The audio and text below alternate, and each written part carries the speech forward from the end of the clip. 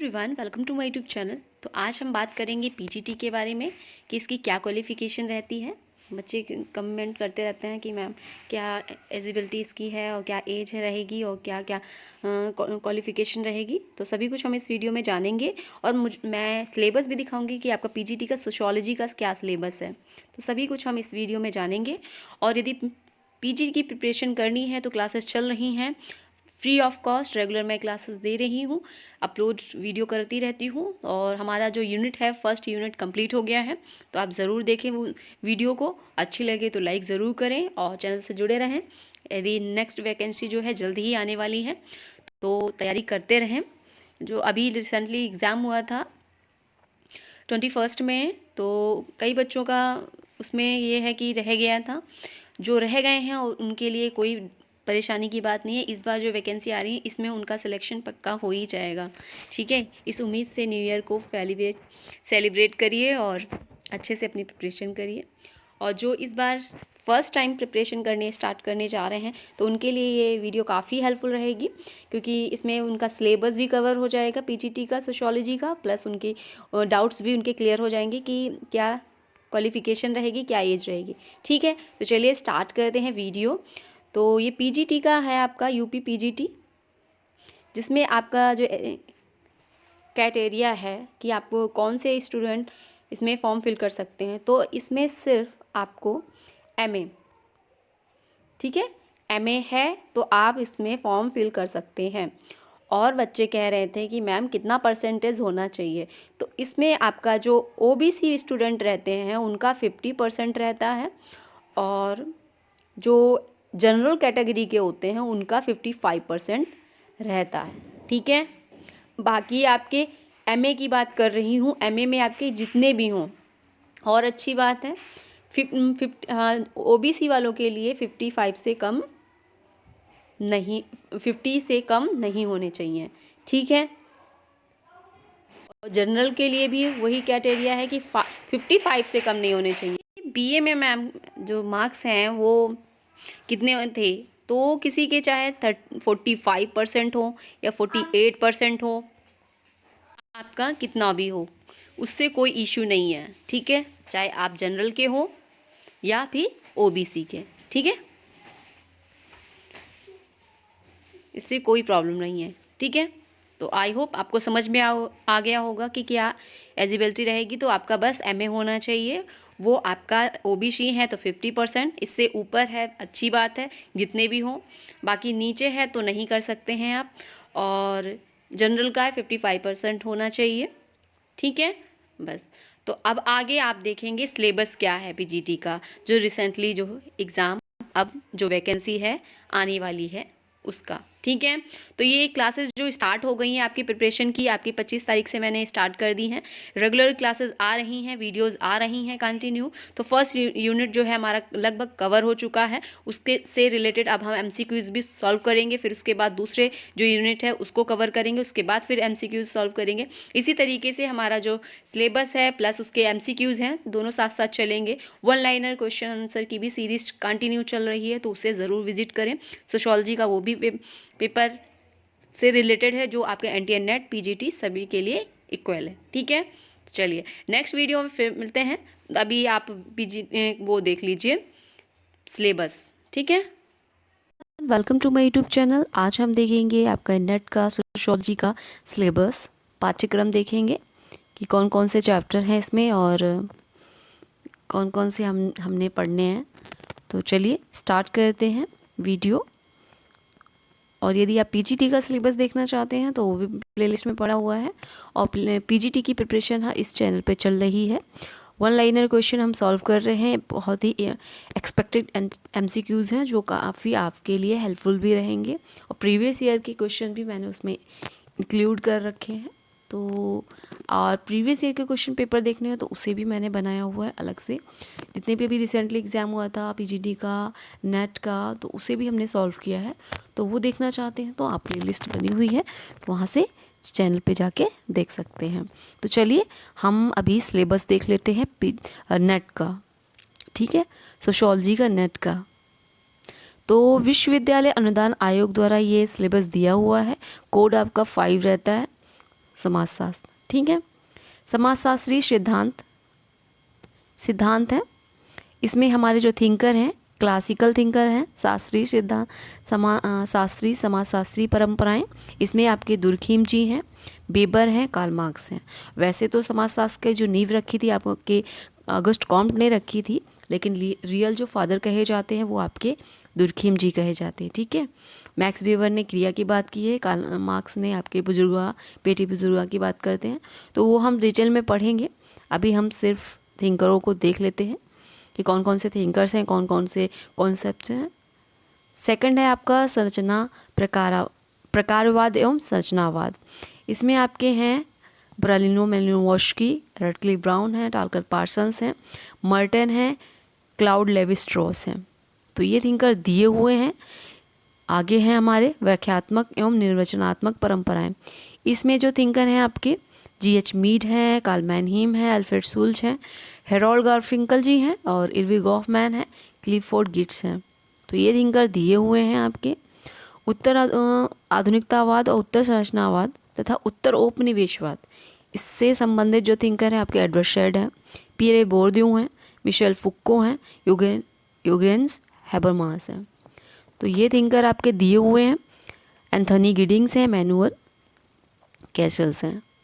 ठीक है, भारतीय थिंकर जो हैं आपके इंडियन थिंकर दिए हैं, गांधी जी हैं, अंबेडकर जी हैं, मुखर्जी हैं, घुरिये जी हैं, श्रीनिवास जी हैं, इरावती कर्वे हैं।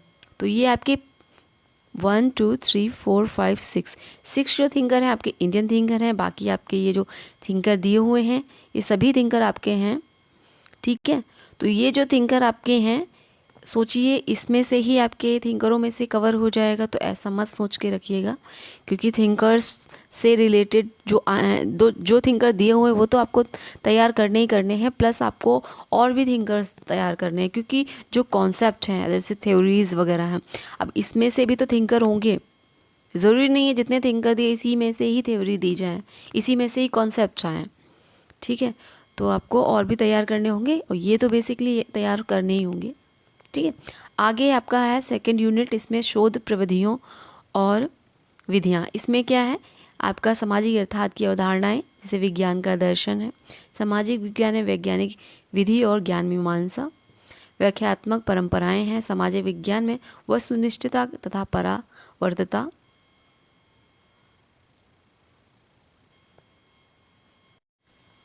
आचार शास्त्र और राजनीतिक शास्त्र है। शोध अभिकल्प निरूपण में सामाजिक विज्ञान शोध, डाटा और प्रलेखन, पठन, आगमन और निगमन, तथ्य, संबोध और सिद्धांत, प्रकल्पना, शोध पत्र, उद्देश्य, ये दिया हुआ है। थर्ड आपका है परिमाणात्मक तथा गुणात्मक विधि जो है, निर्जातिवरण, सर्वेक्षण विधि, ऐतिहासिक विधि, तुलनात्मक विधि, और तकनीकें क्या है, निर्देशन है, प्रश्नावली और अनुसूची है, सांख्यिकी विश्लेषण है, अवलोकन है, साक्षात्कार है, वैयक्तिक अध्ययन है। तो ये दिए हुए हैं। नेक्स्ट है आपका मौलिक अवधारणाएं और संस्थाएं। इसमें है सामाजिक अवधारणाएं जो दी हुई हैं, जैसा कि मैंने अभी आपको बताया कॉन्सेप्ट होंगे।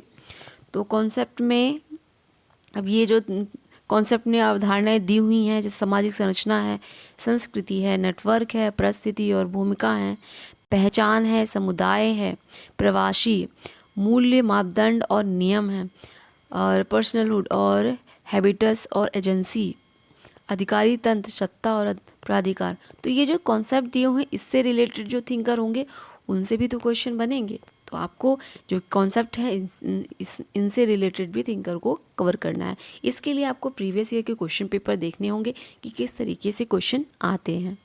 ठीक है, समाजशास्त्री संस्थाएं हैं, विवाह, परिवार और नातेदारी, अर्थव्यवस्था, राज्य शासन विधि, धर्म, शिक्षा, कानून और रीति रिवाज, सामाजिक स्तरीकरण, सामाजिक विभेद, पदानुक्रम, असमानता और पश्चितकरण, जाति और वर्ग, लिंग, लैंगिकता और दिव्यांगता, प्रजाति, जनजाति और निर्जातीयता, सामाजिक परिवर्तन और प्रक्रियाओं से रिलेटेड जो कॉन्सेप्ट हैं, उद्विकास और प्रसार, आधुनिकीकरण और विकास, सामाजिक रूपांतरण और वैश्वीकरण, सामाजिक गतिशीलता।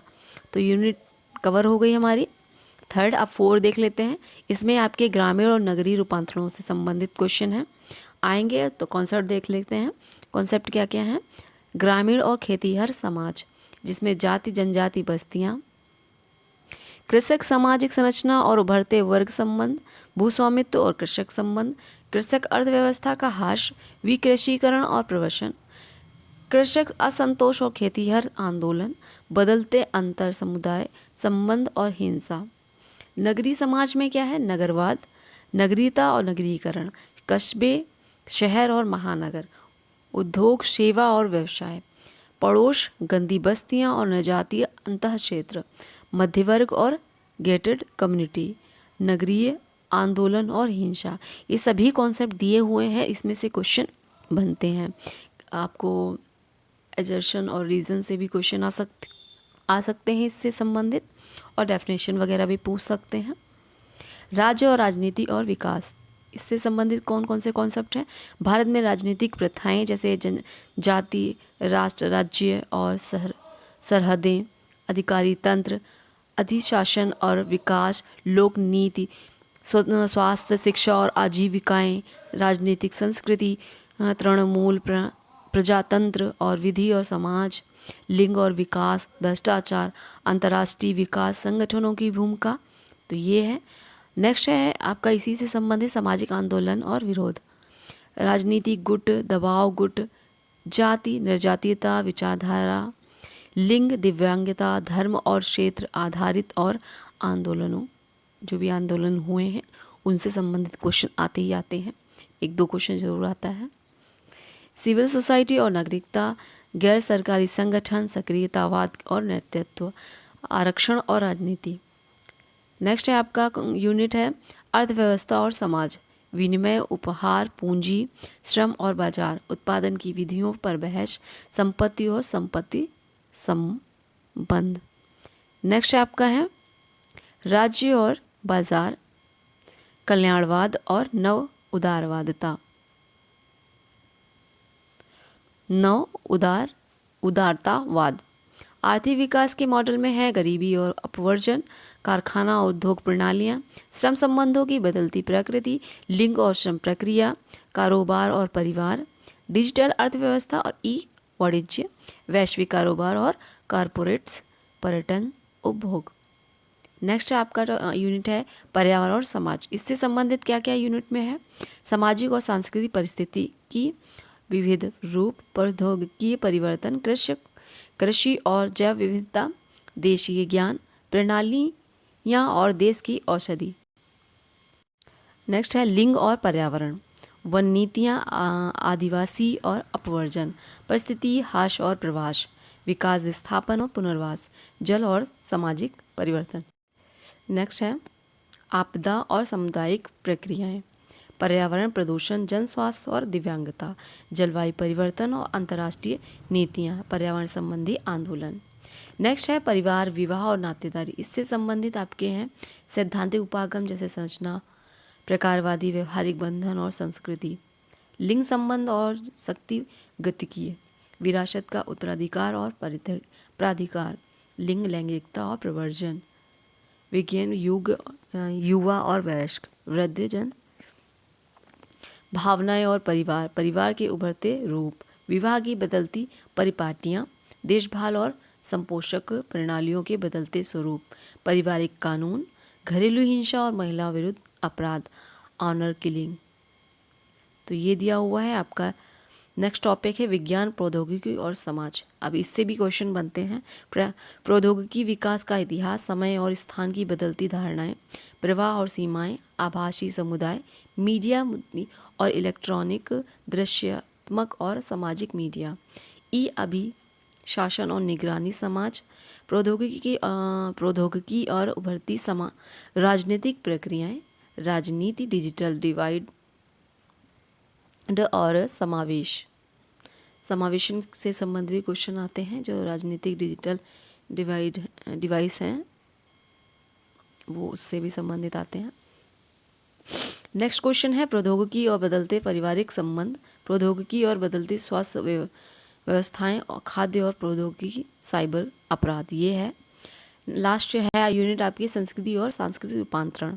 इसमें है संकेत और प्रतीक, धार्मिक अनुष्ठान, आस्थाएं और प्रथाएं, बदलती भौतिक संस्कृति, नैतिक अर्थव्यवस्था, शिक्षा औपचारिक और अनौपचारिक, धार्मिक संगठन, धर्मनिष्ठता और आध्यात्मिकता, धार्मिक अनुष्ठानों का वस्तुकरण, सांप्रदायिकता और धर्मनिरपेक्षता, सांस्कृतिक पहचान और लामबंदी, संस्कृति और राजनीतिक, लिंग, देह और संस्कृति, कला और सौंदर्य बोध, विज्ञान, आचार शास्त्र और नैतिकता, खेलकूद और संस्कृति, पर्यटन और धार्मिक पर्यटन, धर्म और अर्थव्यवस्था, संस्कृति और पर्यावरण।